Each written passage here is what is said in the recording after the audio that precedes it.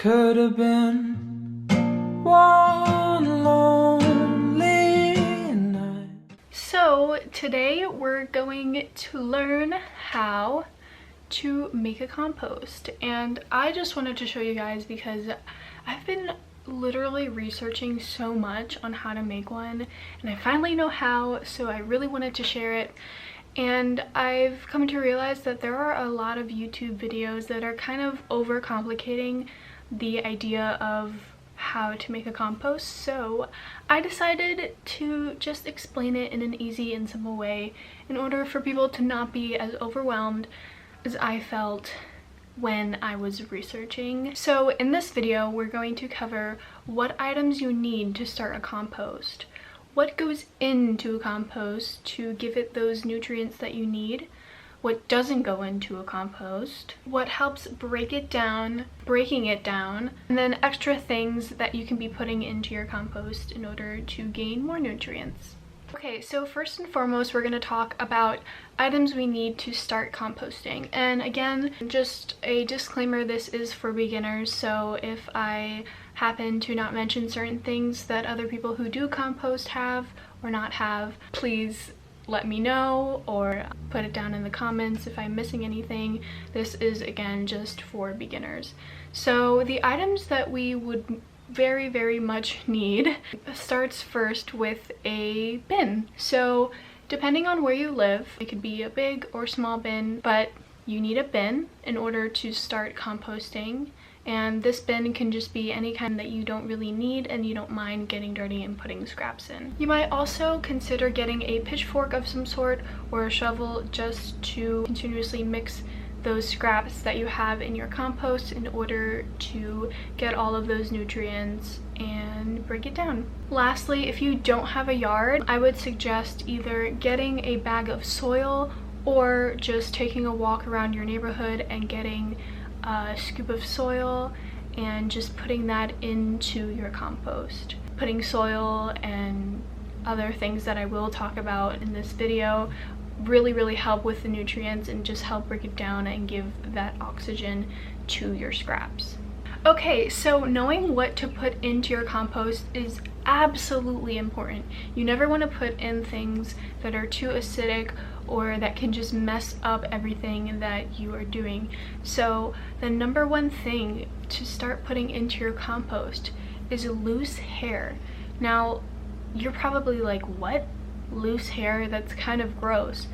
But hair has so much nutrients in it, and it'll help break down that compost and just provide it with more nourishment. And that's so cool because like you're part of the ground, like, you know what I mean? Like you literally started from the bottom and now you're here. Who doesn't love that?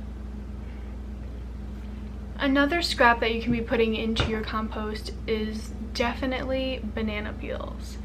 And of course, I'm pretty sure you guys all know that banana peels are very good for the environment, and instead of just throwing that in the trash, you put it into your compost. Another one that might be surprising is coffee grounds and the filter. So whenever you're making coffee at home, and I know a lot of people are most likely making coffee at home right now, which I totally understand. So when you're making that coffee with your coffee maker, you pick up that filter when you're done, and then you can just put it into the compost, and that just really helps a lot with nutrients. Do you like salmonella? I hope not. Another thing that you can be putting into your compost instead of in the trash is your eggshells. If you put your eggshells in your compost, you're giving your compost so many nutrients, and it's fun to just, like, you know, throw them in there as if you were an NBA player, you know? And of course, other fruit peels or vegetable scraps that you cut off and usually put in the trash can be put into the compost. So that goes for orange peels, kiwi peels. If you're cutting a cucumber and you cut the ends off, you are not the devil, but you're also putting it into the compost, which is amazing for your collection of scraps. Another thing to be putting into the compost is cardboard. And you're probably like, what?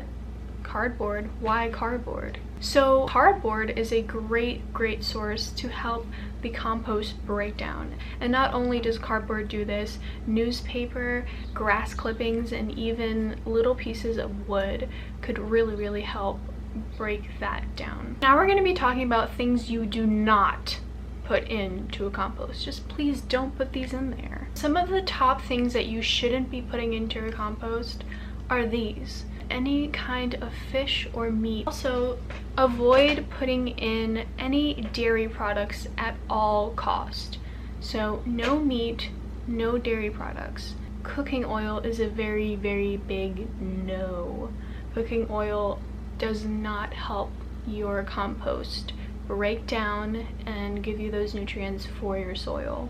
Another one would be any kind of paper that is textured weirdly. Glossy paper is a great example of what not to put into your compost. Just things that are very acidic and very greasy and fattening are things that shouldn't be put into your compost. You want to be putting things that are very natural and very organic, and items that help balance the nutrients. Now we're going to be talking about what exactly helps break down your compost into this rich, nutrient-full soil. So going back to the grass clippings and the cardboard, so these are two different types of elements that will help break down your compost. So when we look at these two elements, we want to look at browns and greens. And of course, if you put two and two together, the cardboard would be the browns, and then things like grass clippings would be the greens. So you want to have like a 1-to-1 ratio of these things in your compost in order to balance out the nutrients and get pretty soil, like sexy. Who doesn't want sexy soil? Like, I do. I want sexy soil. I'm pretty sure you want sexy soil. Like, come on now. Like, you wouldn't be watching this video. So the fifth thing we're going to be talking about today is breaking down your compost. And this is so important. Breaking down your compost means that you're going to be turning and mixing what you have put into your compost bin once a week. So you could either set a reminder on your phone and just be like, turn your compost, or, you know, toss it. So if you don't have a shovel and you don't have that pitchfork to turn your compost, then I would suggest that you wear gloves, or you get some sort of stick and then just like try your best to turn it. Or you can kind of just like toss it like a salad, so you pick up the compost bin and then just kind of like, you know, tips and extra things to put into your compost. I would definitely suggest putting in any like fallen leaves or just tea bags, anything that is very easy to like break down and has those organic elements. You just want it to be like a big bin of organic stuff. So please just try your best not to throw away your scraps. I know for me personally and my family, it's kind of harder now. We accidentally go and throw it away and we're like, wait, no, that's not supposed to be in the trash. It's supposed to be in the compost, because it's a new thing in our family and we love to garden a lot. So I was like, wait, no, like if we compost, it would help so much. So yeah. Another tip that I wanted to mention is if you find any ants that are crawling into your compost when you go to turn it, a big thing is making sure the compost dries up and doesn't have that moisture. So what you would want to do is get those greens and browns and just put more, which would help dry out the compost, because those greens will really help lower that infestation of ants.